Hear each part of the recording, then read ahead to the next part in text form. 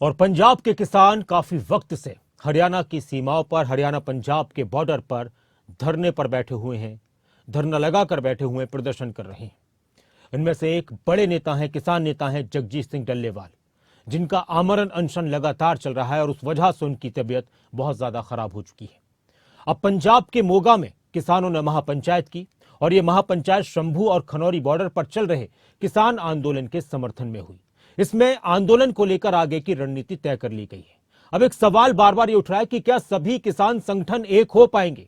कई किसान नेता ये बात कह चुके हैं कि सभी किसान संगठनों को एक होना चाहिए और अलग अलग राजनीतिक पार्टियों के नेता जो किसानों का समर्थन कर रहे हैं, किसानों के प्रदर्शन का समर्थन कर रहे हैं, वो भी कह रहे हैं कि जब तक किसान संगठन एक नहीं होंगे तो सरकार उनकी बात नहीं सुनेगी। ये रिपोर्ट देगी।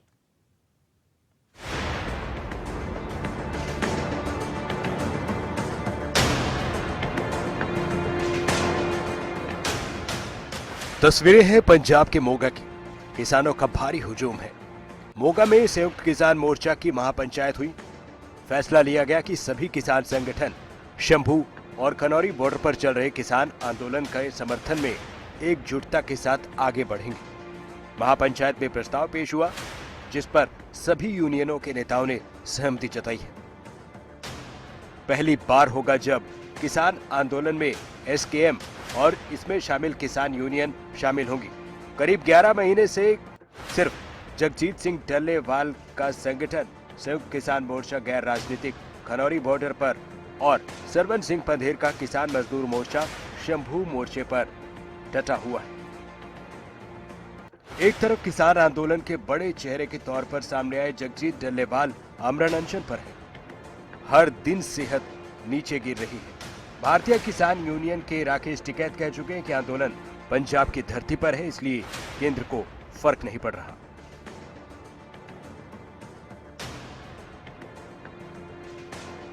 सरकार तो इस आंदोलन से भारत सरकार को फायदा हो रहा है, तो ये आंदोलन चलेगा अभी, क्योंकि ये आंदोलन भारत सरकार के खिलाफ नहीं है अभी, क्योंकि उसकी जमीन पे नहीं है।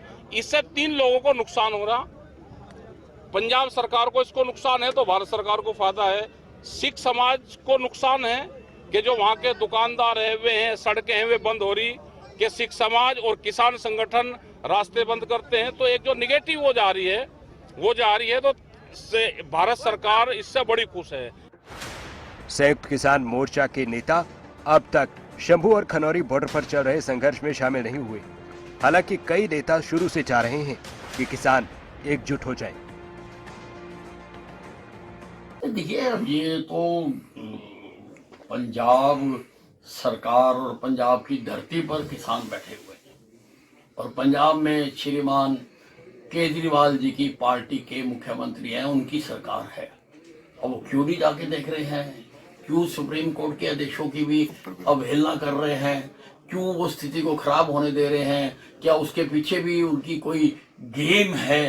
क्या वो किसी अनहोनी का इंतजार कर रहे हैं?